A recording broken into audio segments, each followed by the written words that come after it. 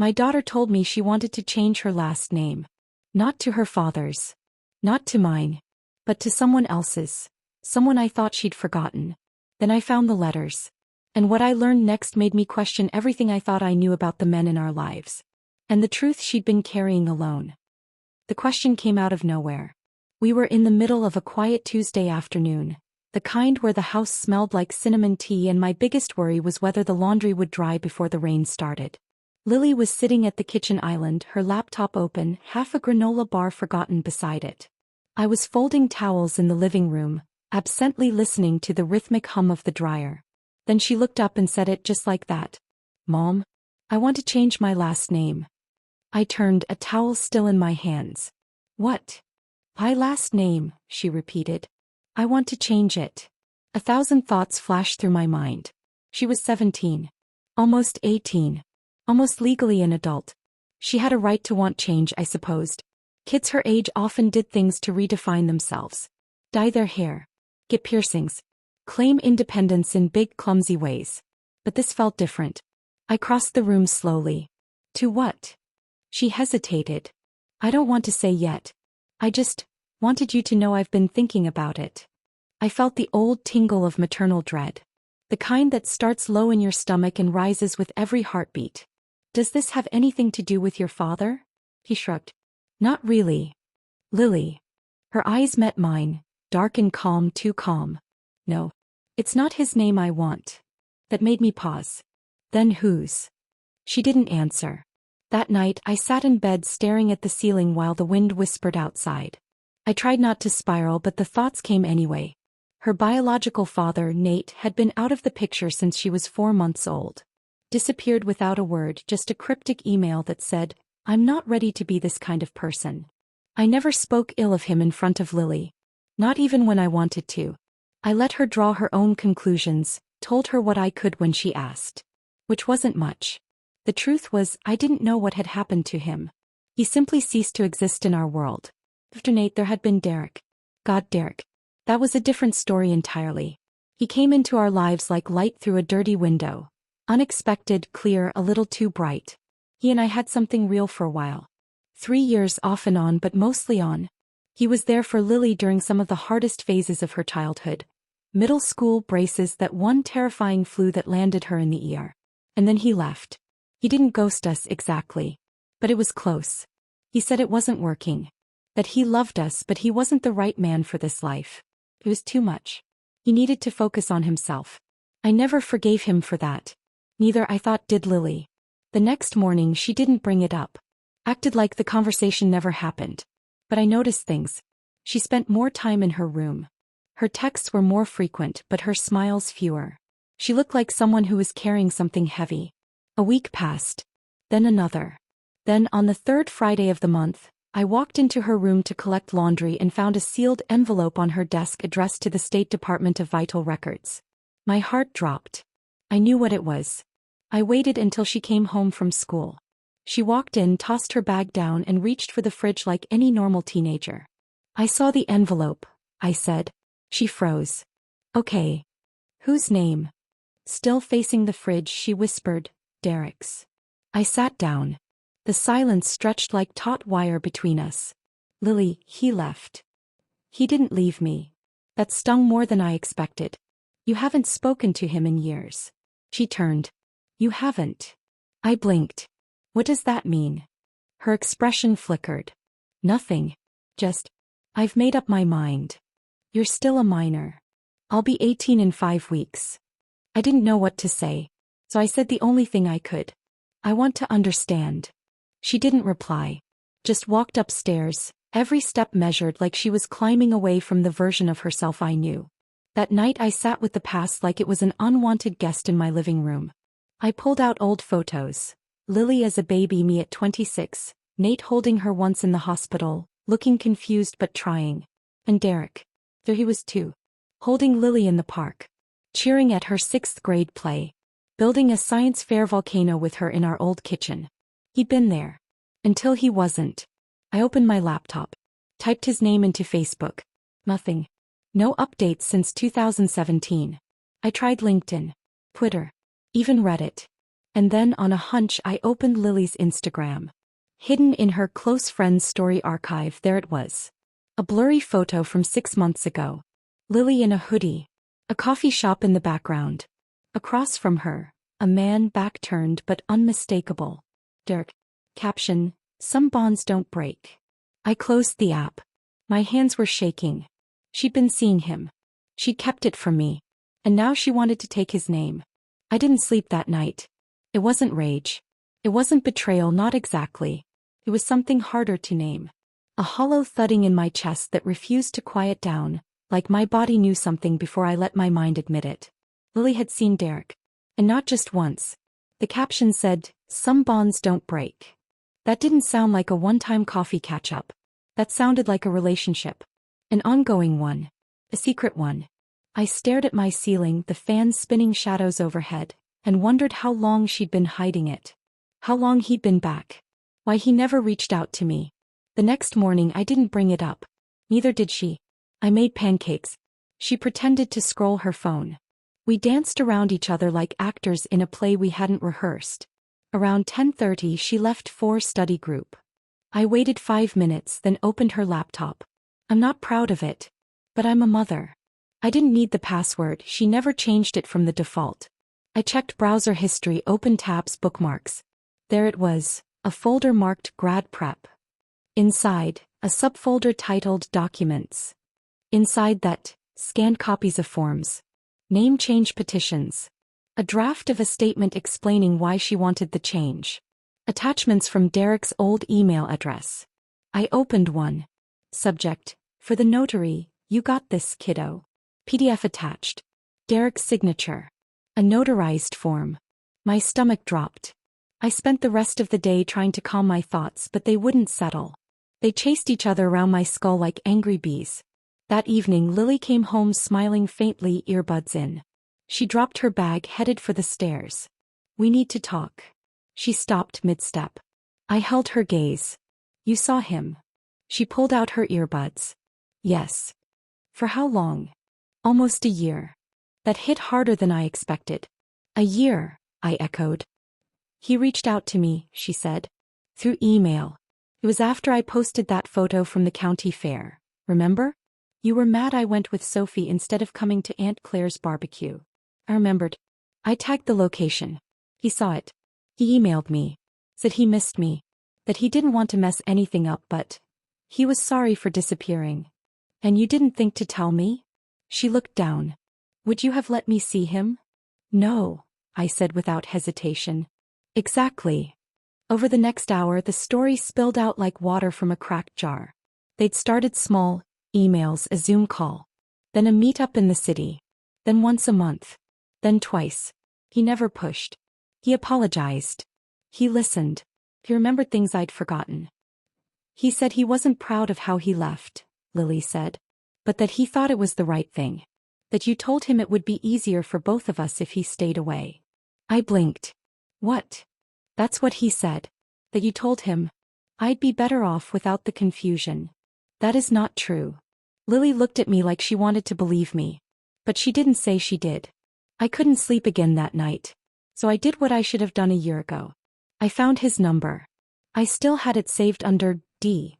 Don't. I stared at it for a long time. Then I pressed call. He answered on the third ring. "Hello." The sound of his voice hit me like a wave, unfamiliar and painfully familiar all at once. "It's me," I said. There was a pause. "I figured this day would come. You've been seeing Lily." "Yes." "You never thought to ask me if that was okay?" Another pause. Then quietly, "Would you have said yes?"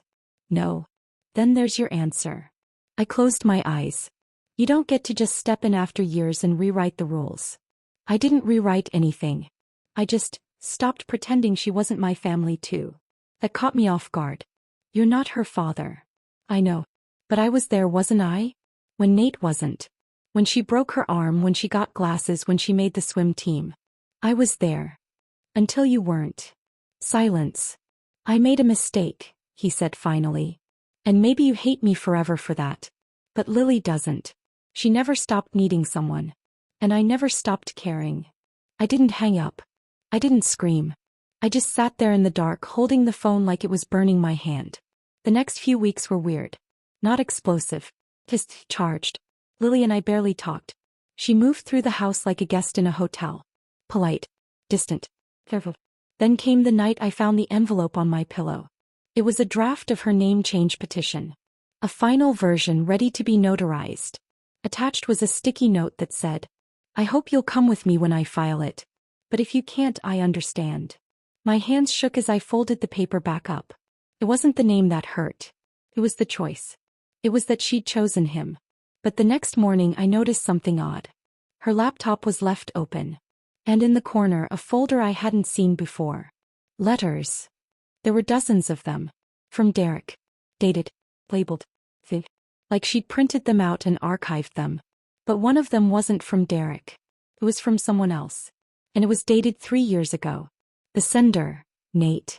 Her biological father. And the subject line read, "I'm sorry. I shouldn't have told her the truth." I hadn't heard from Nate in over 15 years. Even saying his name out loud felt strange, like tasting something bitter you forgot existed. The email was short, no more than 4 lines. Subject: "I'm sorry.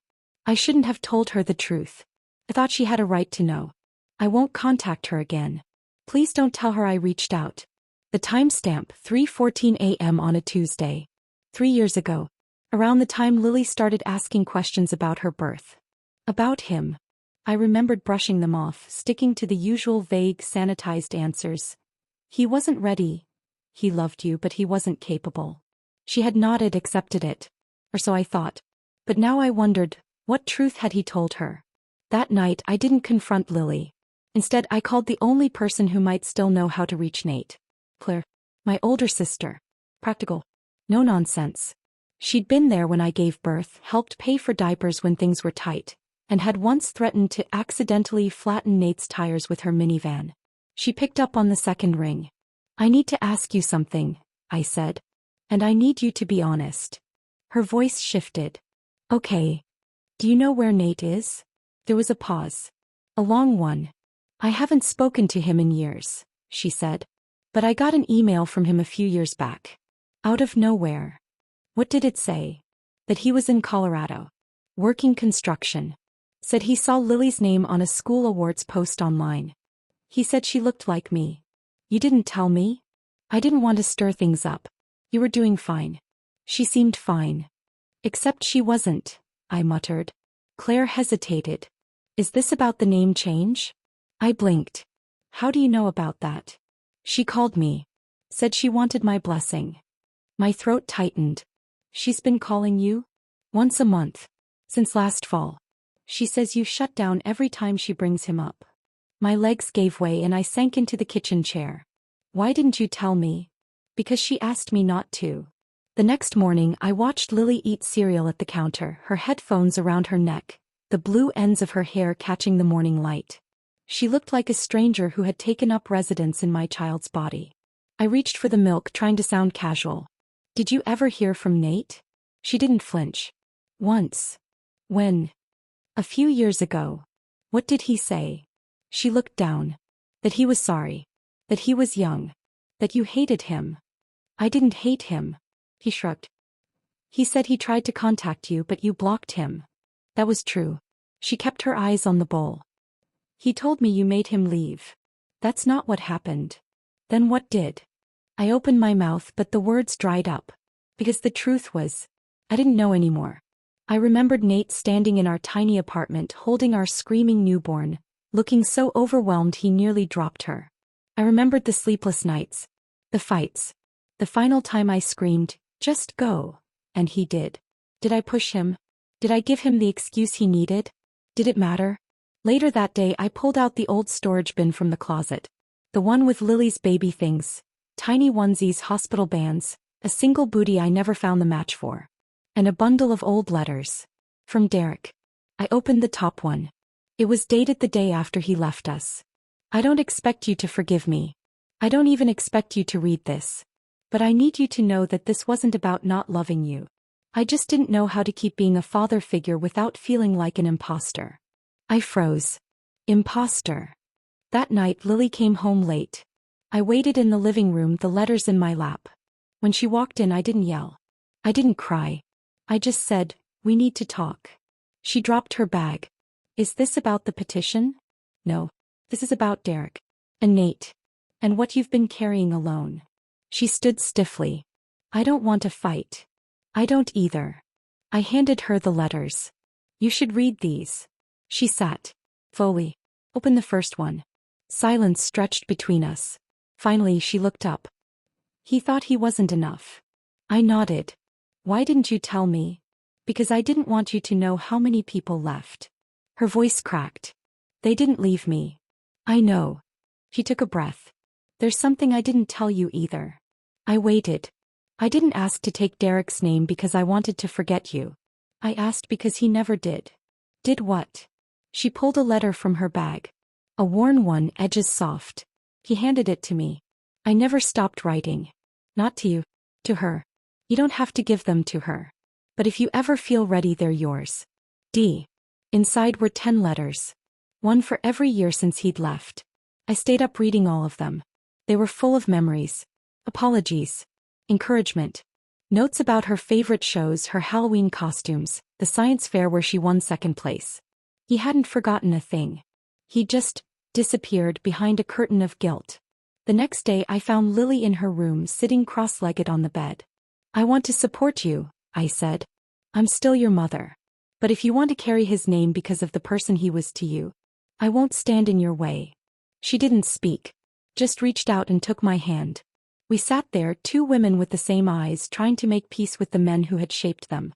But the story wasn't over. Because later that night I received a message. Unknown number.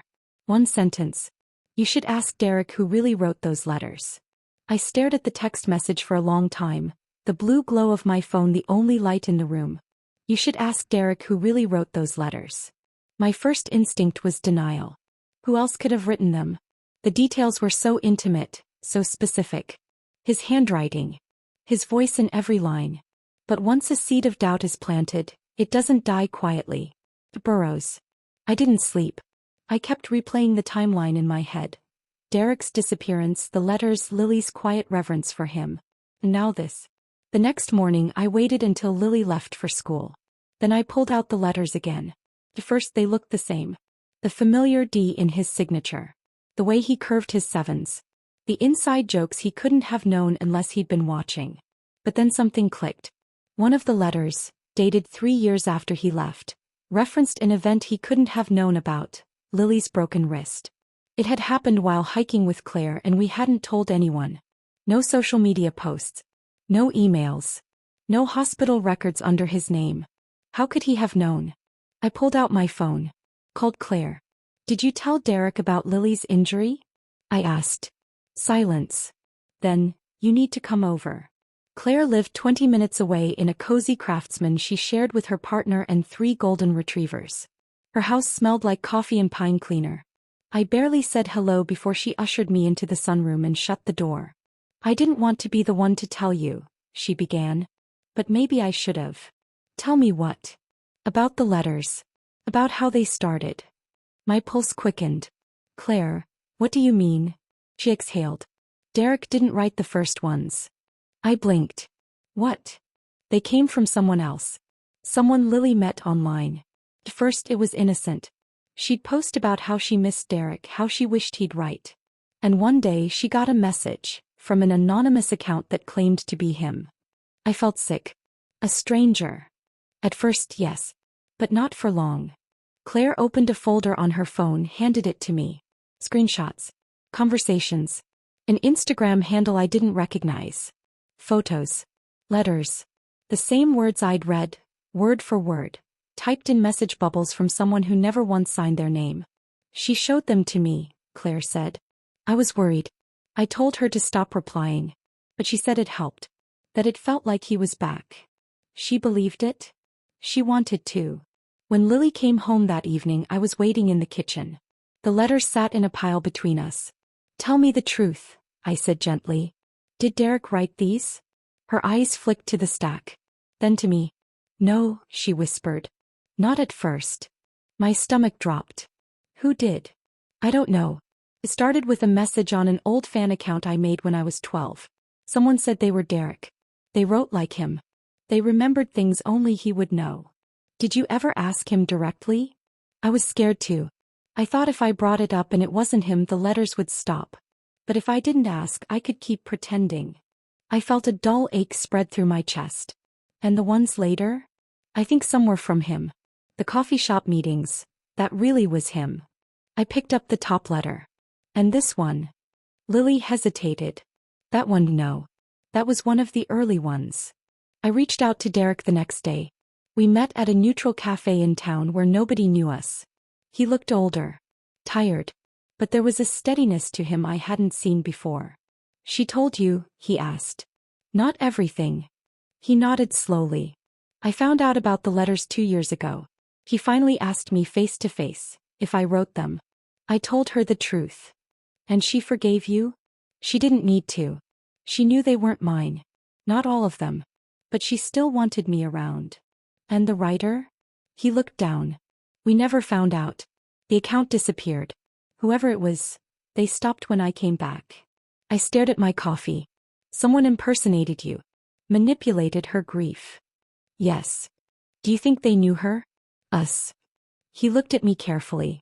I think it was someone very close. Back home, I couldn't shake the feeling that something still didn't fit. Who would do this? Why? How could someone know the things they knew? Then I remembered. When Lily was 12, she kept a journal. Not a paper one. An online one. A blog. She posted pictures, memories, daydreams. She'd named it Second Chances. I logged in using her childhood password. It still worked. And there it was. Entries going back years. Dozens of posts. Birthday stories. Favorite foods. Personal jokes. Everything someone would need to pretend to be Derek. My skin prickled. At the bottom of each post. Comments. Most from bots. But one name kept appearing. PaperGhost87. I traced the username to an old email. The trail led nowhere. But that night as I dug deeper, I found something that made my blood run cold. The account was tied to a recovery email. An address I hadn't seen in years. Thomas 1984 at Nate. Lily's biological father. He was the one who wrote the letters. I stared at the recovery email, my hands trembling. Nate. Lily's biological father. The man who vanished from our lives before her first birthday, only to reappear in my inbox once years later with an apology and a warning I didn't understand, until now. He'd written the letters. The ones Lily had cherished. The ones she thought came from Derek. The ones that had kept her tethered to a version of family I didn't even know existed. I leaned back from the desk, the bile rising in my throat. Why would he do this? Why no? Why not just write to her as himself? And then the answer settled in like smoke. Because she wouldn't have read them if she knew the truth. I didn't tell Lily immediately. I needed to be sure. Needed to feel the ground under my feet again before I shook hers. So I did what any woman who spent half her life managing her own trauma does. I made a plan. I called Evan. Yes, that Evan. My cousin's ex, now an IT tech for a cybersecurity firm. Nosy, loyal, and brilliant. He owed me 3 favors and still felt guilty for what he did to my cousin. I need you to trace an email, I said. And I need you to be subtle. He laughed. You've got that voice again. That, someone messed with my kid voice. They did. Give me everything you have. Within 48 hours I had confirmation. The recovery email had been connected to an IP address in Colorado Springs. Nate's last known location. It's definitely him, Evan texted. But there's something else you need to see. Attached was a screenshot of a second account. Go send her to it. Linked to the same device. Registered to a new alias. Thomas D. Derek's last name. He had been using Derek's name. It wasn't just emotional manipulation. It was identity theft, psychological leverage, and control. Over a teenage girl. Over me. I sat Lily down that evening. Just us. No distractions. There's something I need to show you, I said. He looked up wary. Okay. I opened my laptop, pulled up the email logs. The blog archive. The usernames. And finally the IP address mapping. This was your father, I said. Not Derek. Not a stranger. Nate. He stared at the screen. Moving. I know, she said quietly. I blinked. You what? I figured it out a while ago. The air left my lungs. Then why didn't you say anything? Because I wanted to believe the words more than I cared who they were from. She explained everything. That she'd suspected something was off when Derek referenced things from her toddler years. Memories he couldn't have had.